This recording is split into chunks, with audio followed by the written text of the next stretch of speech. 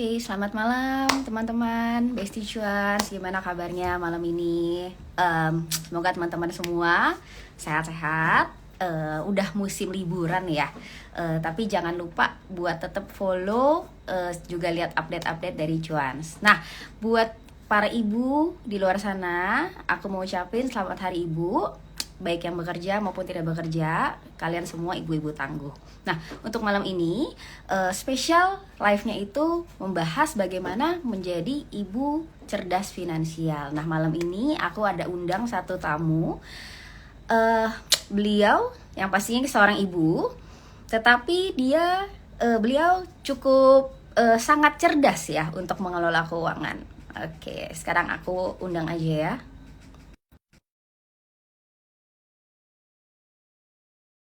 Nah, buat para teman-teman Besti Cuan yang nonton live hari ini, jangan lupa di screenshot IG live kita, lalu di post di Instagram teman-teman, tag Cuan juga tag Investing Mom. Halo Kak Hai Kak Amel, Dian, apa baik. kabar Suaraku Kak? kedengeran jelas?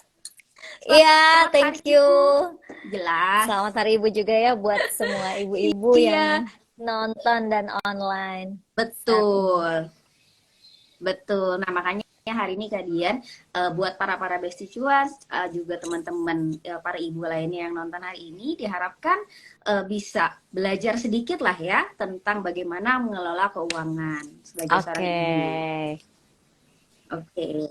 Nah, mungkin boleh aku buka satu pertanyaan awal. Sebenarnya seperti apa sih seorang pribadi yang sehat ataupun keluarga lah yang sehat secara finansial?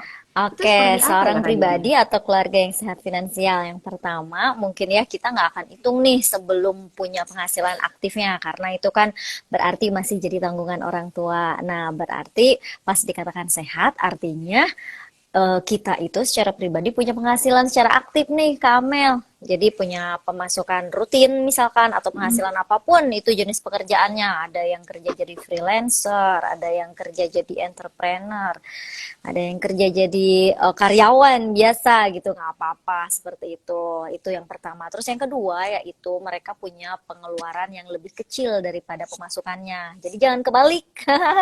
Karena kalau kebalik bisa-bisa pengeluarannya ada yang harus di cover sama utang, jadi selalu sisihkan nih buat investasi gitu kan, di join cuan ataupun dimanapun. Sisihkan seenggaknya 10% setiap bulannya kayak gitu. Nah, yang dikatakan sehat punya nih alokasi buat si tabungan tadi sekitar minimalnya ya, minimalnya 10%. Kalau Mhm. lebih boleh. Mhm. Terus yang dikatakan sehat lagi misalnya Kak Amel ataupun teman-teman pengen memiliki sesuatu tapi sesuatunya tuh gede kayak misalnya rumah ataupun mobil kendaraan, sehingga untuk memilikinya tuh perlu tambahan utang, itu nggak apa-apa gitu kan, selama porsinya tuh emang sehat. Mhm. Porsinya sehat itu yang dikatakan itu adalah maksimal 30%, atau ada juga yang bilang 35% dari penghasilan bulanannya. Jadi kalau teman-teman nih misalnya penghasilan bulanannya misalnya sekitar 10 juta misalnya gitu ya. Nah, maksimal cicilan setiap bulannya itu adalah 3 juta kayak gitu. Itu maksimal. Kalau nabung Oke. tadi sama investasi kan minimal ya. Itu yang dikatakan sehat. Terus satu lagi yang dikatakan sehat itu kalau total aset itu apa aja sih? Kayak tabungan, kayak saldo investasi, rumah, kendaraan, perhiasan, misalkan ya logam mulia ataupun aset-aset lain, saham, kripto, mutual fund, semuanya dijumlahin, dikurangi sama utang-utangnya, utang tadi KPR misalkan, utang kredit kendaraan, kartu kredit kalau ada, itu kalau dikurangi itu total utangnya itu nggak melebihi 50% dari si total asetnya kayak gitu. Oke, jadi itu kategorinya sehat satu, Mm-mm. aku rangkum lagi ya. Jadi satu, kalau misalnya setiap bulan itu harus menabung Mm-mm. minimal 10%, ya. Kedua, punya hutang atau cicilan itu maksimal di Mm-mm. 30%. Nah, yang ketiga, jadi asetnya itu dari totalnya itu tidak Utang, lebih dari 50%. Sorry, hutangnya tidak, ya, hutangnya tidak lebih dari 50% total mm-mm. asetnya ya. Mm-mm. Oke, jadi itu ukurannya yang pas ya Kak ya buat jadi satu Iya, kategori itu keluarga yang sehat ya Kak ya. dikategorikan aman karena kalau misalnya kegedean utangnya, cicilannya terlalu besar juga, atau nggak pernah nabung sama sekali, atau nggak pernah invest sama sekali, ya itu kan istilahnya gawat ya. Nanti gimana masa depannya? Atau harus Mm-mm. selamanya kerja, nggak pernah mencapai kebebasan finansial, misalkan kayak gitu. Oke, nah cuman kalau misalnya nih para mama-mama ini, mami-mami ini, misalnya katakan nih yang mungkin mereka tidak Mm-mm. bekerja nih ya Kak Dian ya. Nah, mereka itu katakanlah dikasih uang rumah tangga sama suami, ya kan? Berarti kan sebenarnya pintar-pintar istri juga Iya, dong benar. mengelola keuangan itu dong.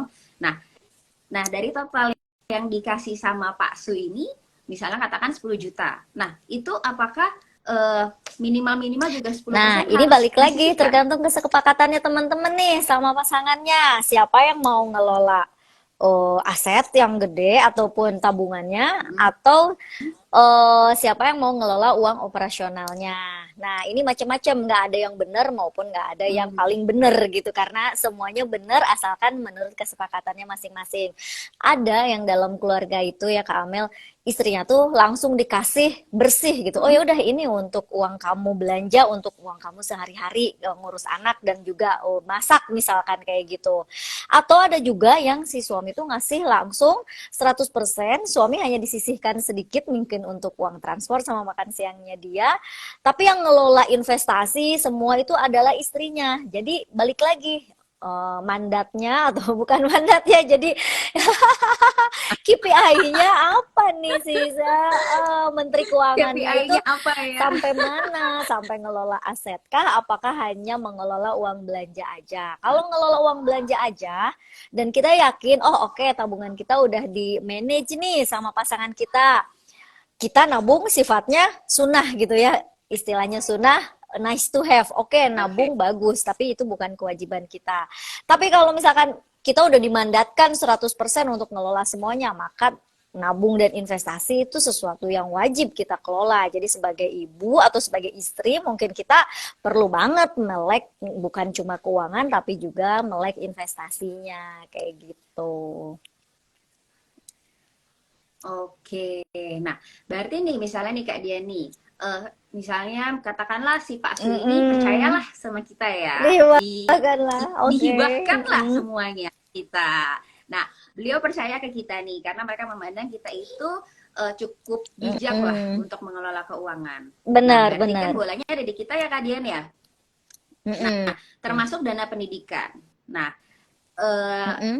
menurut Kak Dian nih, Mm-mm. kalau untuk dana pendidikan, instrumen apa yang tepat buat kita Mm-mm. sebagai Mm-mm. ibu atau istri mempersiapkannya? Apakah masuk ke deposito Mm-mm. kah, atau ke asuransi, Ah, atau ah, ah, misalnya ah. emas Menarik. mungkin? Topik dana pendidikan ini Nah, topik yang paling banyak banget ditanyain sama ibu-ibu karena pasti pengen ngasih apa yang terbaik gitu ya buat anaknya. Ha, ah. Nah, terbaik investasi itu dong. kan sebetulnya semuanya baik ya, asalkan sesuai sama goalnya dan juga sesuai sama profil resiko kita. Dan juga sesuaikan sama jangka waktunya. Dana pendidikan anak itu ya atau sekolah anak itu adalah salah satu tujuan keuangan yang kita nggak bisa geser waktunya. Beda sama liburan, beda sama beli Betul, mobil misalnya gitu ya. Kalau dana betul. pendidikan anak misalkan si kakak udah mau masuk SD terus kita bilang, kakak jangan dulu masuk ya, uangnya belum ada, kan kita nggak bisa kayak gitu. Jadi itu adalah prioritas. Nah, jadi Betul. sesuaikan tuh sama jangka waktunya teman-teman. Kalau misalkan jangka waktunya teman apa mau masuk SD-nya misalkan kurang dari 5 tahun lagi, mungkin akan lebih cocok sama instrumen investasi yang apa sifatnya volatilitasnya nggak terlalu tinggi kayak gitu, yang nilainya stabil. Contohnya apa? Misalkan bisa ditaruh di deposito, bisa ditaruh di reksadana pasar uang seperti itu, atau misalkan kalau uangnya udah ada kurang dari 3 tahun mungkin itu pilihannya. Terus abis itu yang tengah-tengah apa pilihannya? Yang tengah-tengah mungkin bisa di reksadana pendapatan tetap ya, kayak gitu. Terus kalau yang jangka panjang buat Buat kuliah itu bisa di reksadana kuliah. saham atau Mm. reksadana campuran atau bahkan di saham langsung kalau emang udah punya skillnya kayak gitu. Jadi apa ya, uang yang akan dipakai dalam dua atau 3 tahun yang akan datang, 2 tahun lah, itu jangan dipakai untuk investasi yang volatilitasnya sangat tinggi karena lumayan beresiko ya. Tadi khawatirnya pas udah mau dipakai, anaknya udah mau Mm-mm. masuk sekolah, kita misalkan pakai trading gitu kan, ternyata tradingnya lagi minus dan lain sebagainya. Itu jadi mendingan dikip aja yang mau dipakai kurang dari 2 tahun kayak gitu. Jadi kalau di trading, kalau pas belum pas waktunya, kamu jangan sekolah dulu ya nak, saham mama belum naik gitu ya. Kasihan anaknya ya. Kasian ya. Iya iya. Terus Kak tapi kan sekarang kan ada ya Mm-mm. asuransi pendidikan. Nah, kalau menurut Kak Dian sendiri, antara kita tahu Mm-mm. taruh di reksadana Mm-mm. atau di asuransi pendidikan, menurut Kak Dian tuh mungkin plus minusnya apa ya Kak Dian ya? Karena kan tidak ada Nah, yang salah dan tidak ada yang jadi asuransi tidak ada yang bagus pendidikan juga. sebenarnya itu yang dilindungi adalah penghasilan atau ya penghasilan ayahnya. Jadi bukan anaknya. Yang banyak banget terjadi Hmm. di lapangan dulu-dulu nih. Mungkin kalau sekarang karena literasi keuangan udah banyak digaungkan ya. Dulu-dulu tuh banyak banget yang salah nih. Jadi yang dilindungi adalah anaknya. Terus kalau ada sesuatu sama anaknya malah orang tua yang dapat duitnya. Harusnya nggak kayak gitu. Jadi kalaupun teman-teman mau mengasuransikan, jadi yang diasuransikan itu adalah parentnya gitu ya, orang tuanya, misalkan dilindungi, diproteksi penghasilannya, supaya apa? Supaya kalau misalkan ada apa-apa sama penghasilan orang tua, atau orang tuanya terkena apa ya, amit-amit musibah, misalnya kecelakaan, atau sampai meninggal, atau sampai cacat tetap, si anak tuh masih tetap bisa melanjutkan sekolahnya. Kayak Tetap bisa. gitu. Jadi yang dilindungi harus orang tuanya. Jadi Orang kalau tuanya dari ya. aku sih mendingan dipisah aja ya. Jadi proteksi aja. Tapi goalnya tadi tuh kalau misalkan ada apa-apa sama si parent gitu kan, terjadi resiko, anak tuh masih bisa tetap ngelanjutin sekolah kayak gitu. Oke. Nah, kalau misalnya case-nya Mm-mm, adalah, kita bedah mm-mm, satu-satu nggak apa-apa ya Kak Dian ya, sambil ngobrol-ngobrol. Kalau case-nya adalah, misalnya nih, aku nih ibu rumah tangga banget, aku nggak ngerti reksadana, aku mm-mm. tidak ngerti saham. Nah, aku cuma ngerti kayak, ya aku taruh deposito atau nabung di emas deh. Nah, kalau kayak gitu gimana Buat tuh Kak sekolah. Dian? Buat Nah, sekolah balik ya? lagi kalau investasi itu sebetulnya semuanya baik ya, asalkan sesuai. Boleh nggak sih aku naruh dana pensiun di deposito, padahal masih panjang? Boleh aja, tapi modalnya gede banget gitu kan? Karena imbal hasil deposito ya maksimum segitu gitu. Mungkin sekarang lagi tinggi karena suku bunganya lagi tinggi ya sekitar 5%. Cuma jadi modalnya itu gede banget dibanding kalau kita nyimpen di instrumen investasi yang bisa memberikan apa ya, potensi imbal hasil yang jauh lebih gede kayak gitu istilahnya. Kalau misalnya kalau apa ya, kita analogiin nih, kita lagi mau berjalan perjalanan gitu dari Jakarta ke Surabaya, teman-teman mau milih pakai mobil pelan-pelan tapi lama gitu, atau enggak mau bensinnya banyak misalkan, atau mau naik pesawat agak cepet tapi lebih beresiko tapi lebih cepet gitu misalnya kayak gitu. Nah, sebetulnya untuk yang jangka panjang banget, akan lebih baik kalau teman-teman latihan untuk coba investasi di instrumen yang punya potensi imbal hasil yang lebih dari deposito. Tapi kalau misalkan aku belum kuat nih gitu, ngelihat minus sedikit aku nggak bisa tidur gitu kan. Ada juga yang gitu. Oke, di apa, di deposito, tapi ya konsekuensinya butuh modal yang cukup besar untuk mencapai si tadi tuh nilai uang pensiun tadi, misalkan yang butuhnya 2M atau 4M gitu kan. Kalau deposito jadinya gede banget gitu dibanding sama yang instrumen lain yang punya yang punya potensi imbal hasil yang lebih kayak gitu. Oke. Nah, kalau gitu nih, kalau kita bicara soal pensiun, apa namanya, dana pendidikan, salah satu lagi biasa ada dana darurat ya, Kak Dian ya. Nah, urutannya tuh mana dulu Kak Oke, yang perlu jadi si dipersiapkan? tiga dana itu emang spesial banget ya gitu. Karena dalam merencanakan keuangan itu ibarat kita tuh kayak berpacu sama waktu. Maksudnya berpacu dalam sama waktu tuh ya kita akan menua gitu kan. Kalau nggak ngumpulin dari sekarang akan apa ya, istilahnya takutnya terlambat kayak gitu. Nah, ada dua tujuan keuangan yang harus dimiliki sama setiap manusia yang ya, maksudnya manusia kita yang di usia produktif. Yang satu adalah dana darurat, yang kedua adalah pensiun. Maksudnya dana pensiun itu apa sih? Ya dana kelolaan di mana si asetnya tersebut tuh udah bisa ngebiayain biaya hidup kita gitu. Jadi kita tuh udah nggak usah khawatir sama yang namanya harus ngejar cuan, harus ngejar gaji, misalkan karena aset kita tuh udah kerja buat kita. Nah, itu yang dinamakan si pensiun tadi dalam tanda kutip. Dan itu nggak mesti nunggu tua gitu. Kalau misalkan asetnya udah gede, hasil investasinya udah cukup, kenapa kita harus berlama-lama terus kerja gitu. Jadi yang satu ya, dana darurat dulu. Tapi kalau belum ada sama sekali, maka ini yang wajib banget. Karena resiko bisa datang kapan aja, sakit ataupun apa aja gitu, misalnya tiba-tiba ban bocor di jalan atau ada suatu kerusakan atau misalkan tiba-tiba ada PPKM lagi, COVID-nya naik, itu tuh nggak akan bisa prediksi ada sesuatu yang terjadi di luar dugaan kita. Jadi dana darurat yang paling penting. Yang kedua adalah si dana pensiun. Nah, terus dana pendidikan anak gimana? Kalau teman-teman masih single atau newlywed gitu ya, masih couple aja, belum ada anak, sebetulnya nggak apa-apa, jangan dulu mikirin dana pendidikan anak, anaknya belum ada gitu. Jadi kalau udah kekumpul si dana daruratnya, ayo investasi buat mencapai kebebasan finansial sedini mungkin gitu. Kalau bisa 40 tahun pensiun, kenapa enggak?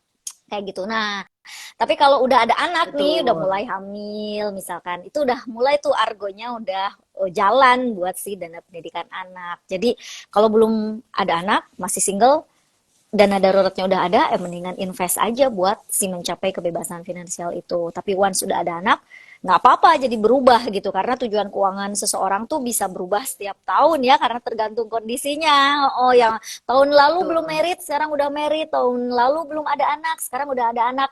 Jadi bisa jadi bergeser tujuan keuangannya. Jadi nah, si dana pendidikan anak itu boleh dimulai saat anaknya lahir kayak gitu misalnya.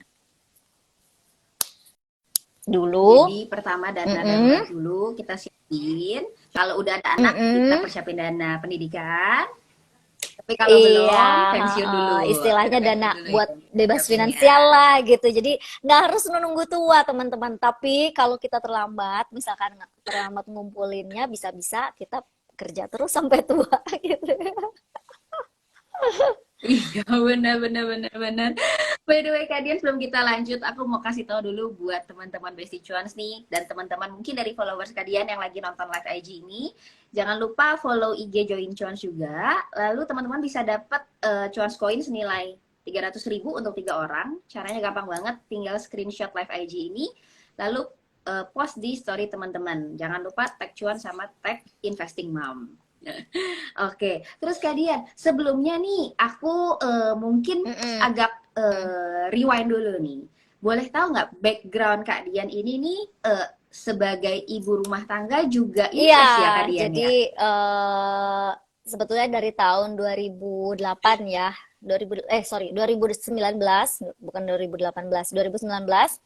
Jadi stay at home mom, dulu backgroundnya IT sebetulnya, sewaktu kerja Wah, 15 tahun kurang lebih ya kerja, terus switch karir, tapi apa gitu yang bisa kita bagikan ke lingkungan sekitar. Nah, terus kalau IT itu rasanya ibu-ibu masih belum terlalu megang banget nih kalau diajarin IT, tapi kalau diajarin tentang ngelola duit, karena ibu-ibu rata-rata jadi menteri keuangannya tadi, jago ya udah. keluar duit, jago keluar duit. Itulah, dan ternyata senang juga sih bisa sharing sama awalnya sih di deket rumah ya, di sini di kota Depok gitu. Aku kan domisilinya di sini. Terus akhirnya bikin entity si Investing Mom ini biar jangkauannya jadi lebih luas kayak gitu.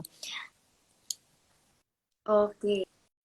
Nah, berarti sambilan apa namanya? Sambilan mungkin invest, mungkin Benar. sambil edukasi ke teman-teman, sambil Iya, jaga tapi anak udah juga dong gede-gede ya ya. di rumah ya. Mm-mm. Oh, udah gede-gede. Iya, iya, iya, iya. Oke, oke, oke. Oke, nah kita lanjut lagi ke pertanyaan-pertanyaan lagi. Nah, em, aku pengen tahu nih Kak Dian, apa sih itu aset aktif sama aset Bedanya bertumbuh? apa sih? Bedanya Oke. apa? Nah, Ya, tadi kan udah dikasih tahu ya kalau kita ngerencanain keuangan tuh berpacu sama waktu gitu kan.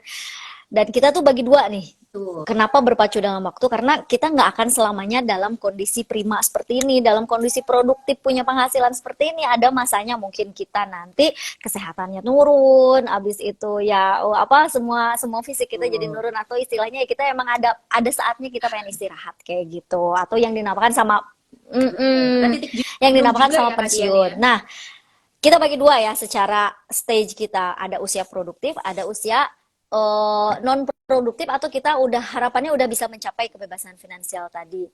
Nah, pada saat usia produktif ini kita kan kalau bisa udah ngumpulin aset tuh.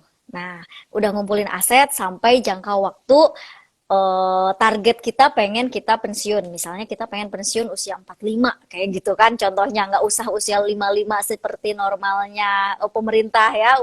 Undang-undang tenaga kerja kita kan 55. Nah, gimana cara ngumpulinnya?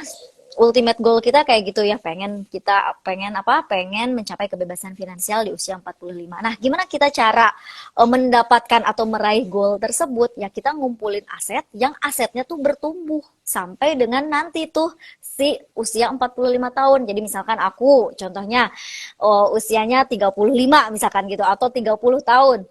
Ngumpulin nih aset selama 15 tahun ini di aset-aset yang bertumbuh yang punya kenaikan nilai. Jadi istilahnya kita beli misalnya harganya murah, contohnya emas gitu ya, nggak paling gampang. Dulu kita beli emas 500.000, sekarang kita udah bisa jual 1 juta. Atau contoh lagi misalnya saham, kita beli saham BRI, misalkan harganya waktu 2.000, sekarang harganya 4.800, berarti kan kita udah punya keuntungan. Atau juga contohnya lagi aset yang bertumbuh itu seperti reksadana. Jadi beli reksadana, yang penting nabung terus secara konsisten, nanti di usia 45 diambil gitu, istilahnya dipetik hasilnya, dipetik cuannya. Nah, terus kalau udah 45 tahun gimana? Oke, kita udah mencapai nih targetnya. Alhamdulillah, misalkan aset kita udah kekumpul. Contohnya misalkan 2M atau 3M gitu ya.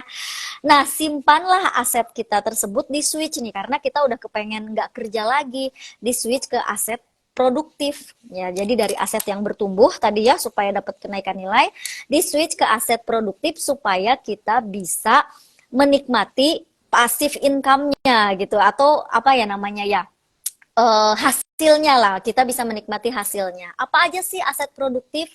Paling gampang teman-teman mungkin teman-teman beli properti yang disewakan ya, jadi beli apartemen, Ya kos-kosan ya. kos-kosan ya tadi kan Paling ya. gampang, misalkan yang zaman dulu ya, paling top of mind tuh ya beli kos-kosan, bangun kos-kosan, setiap bulan kita tinggal ngetok pintu nagih gitu. Terima. Contohnya itu. Iya. Atau yang kedua mungkin kalau pengen tetap di paper aset, bisa ditaruh di obligasi. Jadi di obligasi tuh dapat uang misalkan 3M dari hasil nabung tadi. Diparkir aja di obligasi, boleh obligasi retail, maksimal kan kalau nggak salah 2 atau 3M ya kalau beli, atau di obligasi yang lain misalkan yang obligasi negara juga tapi bukan retail, itu juga bisa. Nah, kalau di obligasi itu enaknya kita setiap bulan akan dapat kupon seolah-olah pengganti Kupon. gaji kayak gitu teman-teman. Jadi biar uangnya yang kerja untuk kita, makanya disebut sama aset yang produktif kayak gitu. Kitanya udah nggak usah kerja lagi. Atau ada lagi pilihan selain obligasi tadi, di saham yang bisa ngasih dividen secara rutin. Misalnya saham apa yang bisa dividennya rutin? Banyak ya, blue chip banyak ya. Terus juga saham-saham tambang juga yang punya dividen yield yang cukup tinggi. Teman-teman Tuh. bisa taruh di situ, kemudian hidup deh dari dividen saham misalkan gitu. Dan kita uangnya nggak hilang ya, Dividen aja pokoknya ya. uang sukses itu modalnya itu nggak akan hilang kayak gitu. Nah, itu dia bedanya si aset yang bertumbuh yang kita akan kumpulkan di masa usia produktif kita, dan aset yang produktif yang akan kerja di saat kita udah nggak perlu kerja lagi kayak gitu.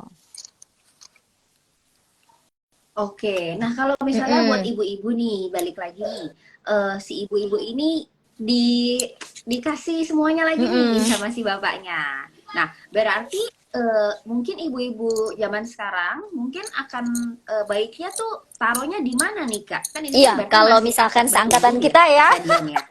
tapi kalau misalkan ada yang nonton Mm, dan udah senior nih, mohon maaf. Kalau yang seangkatan kita, misalkan masih punya penghasilan aktif, ya usahakan simpan di aset yang bertumbuh kayak gitu, supaya ya memang belum saatnya untuk memetik hasilnya, istilahnya kayak gitu. betul, betul. Berarti mungkin instrumennya lebih ke kalau kita bicara aset kan kita harapkan Benar, benar. pertumbuhannya ini mengalahkan inflasi, bener ya Kak ini ya? diharapkan kan mengalahkan inflasi. Berarti mungkin instrumen-instrumen yang cocok itu apa Kak Dian? Ya kalau deposito kan kita tahu kan kecil ya. Kalau dibandingkan dengan pertumbuhan mungkin ya Ya, saham bisa. atau reksadana biasanya. Nah, Nah, balik berarti lagi gimana teman-teman tuh Kak? kalau investasi sesuaikan sama profil resikonya nih. Boleh belajar misalkan di saham, tapi apa namanya? Kenali dulu gitu kan, kenali dulu ritmenya. Takutnya langsung sekaligus naro misalkan ya dengan uang yang besar terus nggak kuat ngelihat minus kayak gitu misalnya. Nah, balik lagi tadi sama profil resikonya apa. Kalau misalkan senangnya di emas dan hanya mengerti emas dan itu yang bisa aku lakukan misalkan gitu. Ada banyak ibu-ibu tuh kayak gitu. Nggak apa-apa gitu, itu nggak salah gitu kan kalau mau di emas. Terus kalau misalkan mau di reksadana juga itu juga jauh lebih bagus juga di reksadana. Kalau misalkan aduh aku nggak puas sama reksadana karena itu kan ada fee-nya misalkan segala macam, aku pengen belajar saham deh. Oh iya boleh juga, tapi pastikan di apa ya dibekali sama ilmu dan juga skill yang memadai, karena ibarat nyetir gitu kan, ibarat nyetir kalau kita nggak punya skillnya, nggak punya simnya misalkan nggak punya ilmunya, nanti bisa-bisa kecelakaan kayak gitu karena ya tadi volatilitasnya sangat tinggi, maka selalu diiringi Betul. sama ilmu dan juga skill yang memadai. Dan apa ya, dimulai dari uang yang kecil mungkin ya, terus jangan berhenti, konsisten kayak gitu, nanti lama-lama juga pasti terbiasa. Pasti Benar, pasti menemukan menemukan ritmenya juga polanya, ya Kak ya. ritmenya, kayak gitu. Oke, nah berarti mungkin kalau buat angkatan-angkatan zaman kita ya, yang masih muda lah ya, mungkin udah mulai bisa membuka mata kali ya Kak Den Mm-mm. ya, belajar Mm-mm. mengenai saham, reksadana. Karena kan kalau generasi orang tua kita mungkin taunya kan taruhnya di Benar. emas atau properti gitu ya Kak ya. Cuman pertanyaan aku lagi nih, emas masih Kalau jadi opsi gak di sih Kak mata sebenarnya? ibu-ibu tuh masih jadi opsi banget. Karena pertama, Nah, di kalau mata aku tuh be Kak honest, Dian sebetulnya aku nggak pegang. pegangnya AMPM ya Kak? Kalau di mata ibu-ibu emas itu mungkin karena terlihat gitu ya, kelihatan gitu, celing mungkin ya kelihatan. Terus Iya, bisa masih dipegang bisa dan memberikan rasa dipegang-pegang. aman mungkin secara psikologisnya, itu masih masih relevan banget di mata ibu-ibu emas saat ini. Dan juga kalau in the long run gitu ya, jadi teman-teman banyak yang suka ketuker juga bahwa emas itu bukan untuk jangka pendek loh. Karena beli emas misalkan sekarang, kemudian 10 menit dijual lagi, itu tuh udah ada spreadnya. Jadi nilai buybacknya itu selisihnya bisa sekitar berapa ya? 10%-an ya kalau nggak salah. Nah, untuk menutupi kerugian spreadnya dulu tuh harus nunggu harga emas, harga buybacknya tuh seenggaknya sama sama harga belinya. Oleh karena itu emas itu tidak cocok untuk tujuan keuangan jangka pendek teman-teman, tapi jangka menengah dan panjang gitu ya. Seenggaknya kan harus nutup nilai spreadnya tadi tuh kayak gitu. Kalau senangnya di emas nggak apa-apa, itu nggak salah dan nggak juga ketinggalan gitu. Gak salah. Yang pasti selalu apa ya, lengkapi sama ilmu, karena kalau misalkan kita paksa gitu ya harus investasi di reksadana tapi nggak ngerti gitu, misalkan harus gimana investasi di reksadana. Jadi apa namanya, pelan-pelan kalau emang mau belajar dimulai dari nominal yang kecil, lakukan secara konsisten kayak gitu. Oke, jadi tetap Mm-mm. kuncinya ya coba belajar ya Kak ya. Jadi nggak cuma ngeliat satu, oh Mm-mm. sebenarnya di emas ya emas aja ya. Cuman Lan orang. tetap Mm-mm. harus long Mm-mm. run ya kalau emas ya Kak ya. Benar-benar. Nah, kalau kita bicara soal saham nih Kak ya, mau ngobrol sedikit soal eh, indeks. Boleh ya Kak Dian ya? Nah, ini nih udah minggu-minggu Iya. terakhir di bulan Desember nih Kak, Mm-mm. ya kan? Minggu depan udah minggu keempat. Menurut Kak Dian nih window Aku juga dressingnya pengen tanya gimana itu. nih Kak? Maksudnya, Gimana nih kata Kak Amel? Iya nih aku tungguin ya dari awal Desember tuh malah turun banyak ya, merah merah merah. Kemudian sampai saat ini iya kayaknya asingnya masih keluar ya.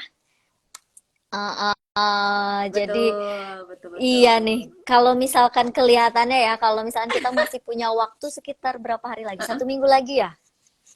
Satu, Satu ih, minggu lagi, 6 hari Kak Dian. kekejar nggak sih itu positif Desember?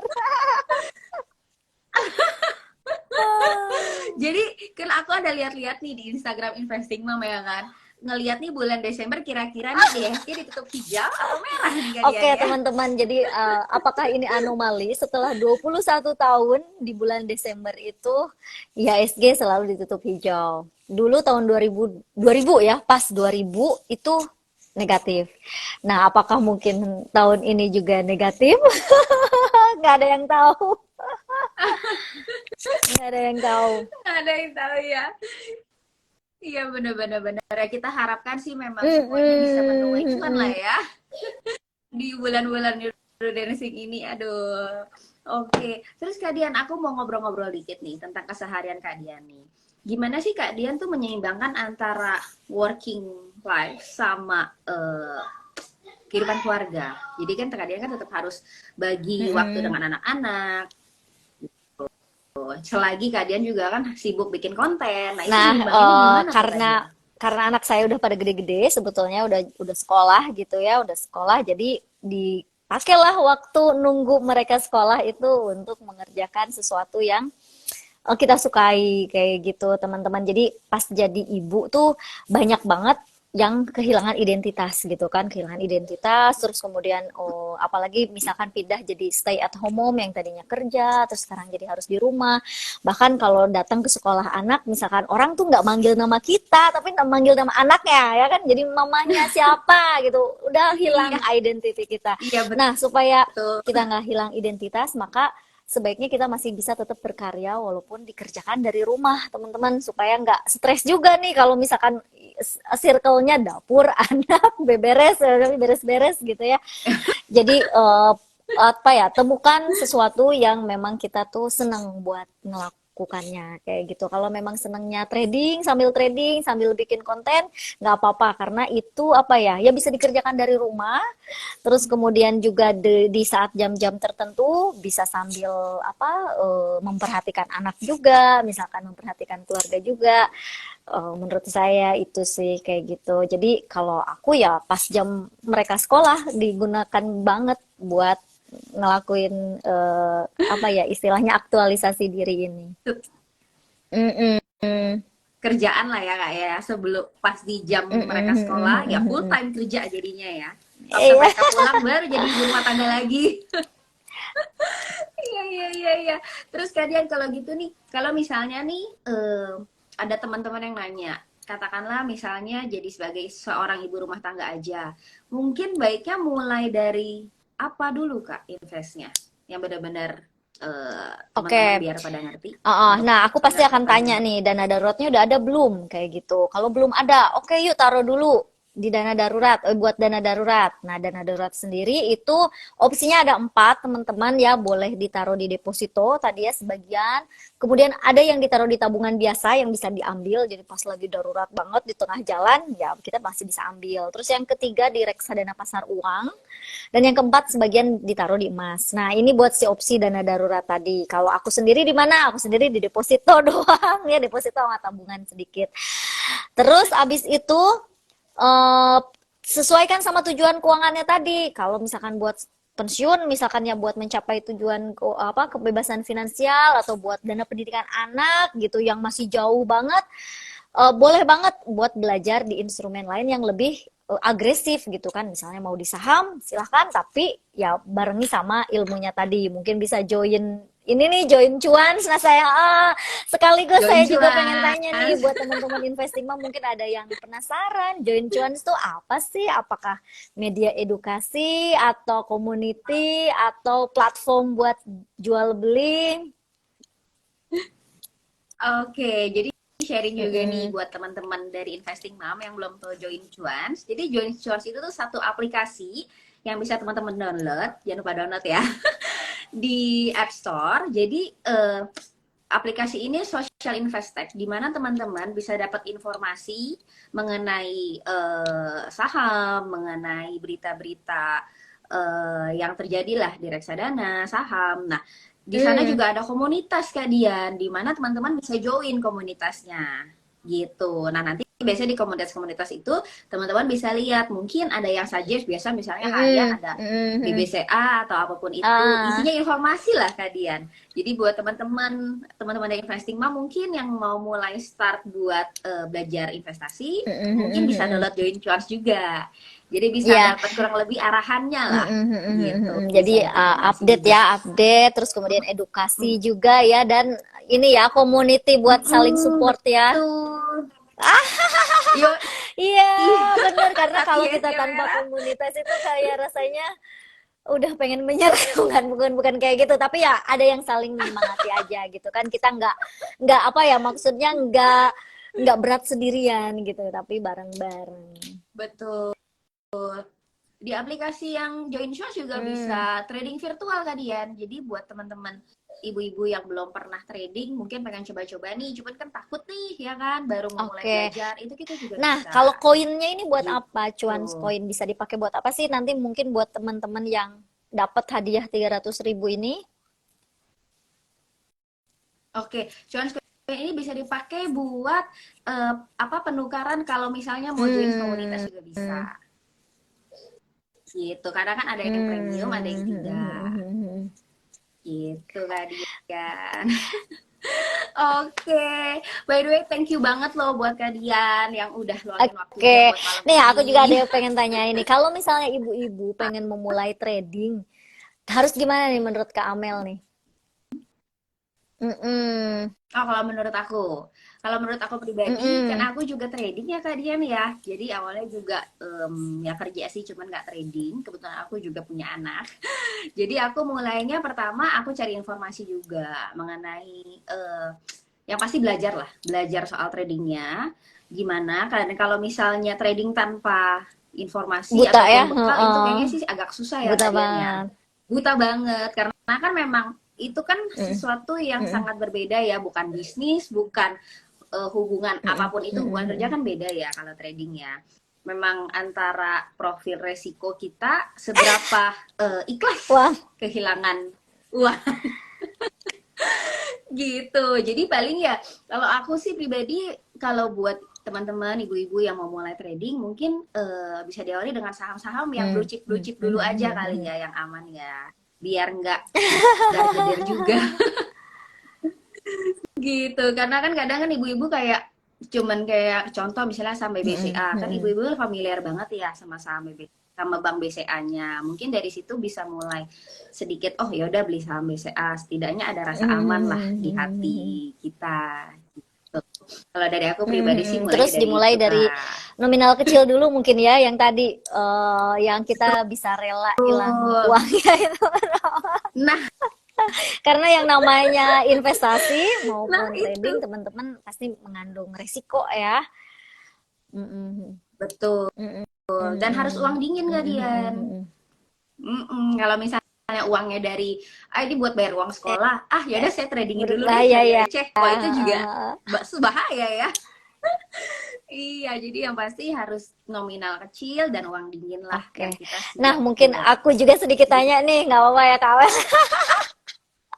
iya Kalau kan ditanya bekal nih nggak buat apa-apa. ibu-ibu yang pengen investasi ataupun trading di tahun 2023, kira-kira apa sih yang bakal manggung misalnya kayak gitu? Baik dari sisi saham, Apa misalkan atau nih Kak Dian? sektor atau kelas aset, misalkan apakah emas yang akan manggung atau sektor tertentu misalnya kayak gitu di tahun 2023.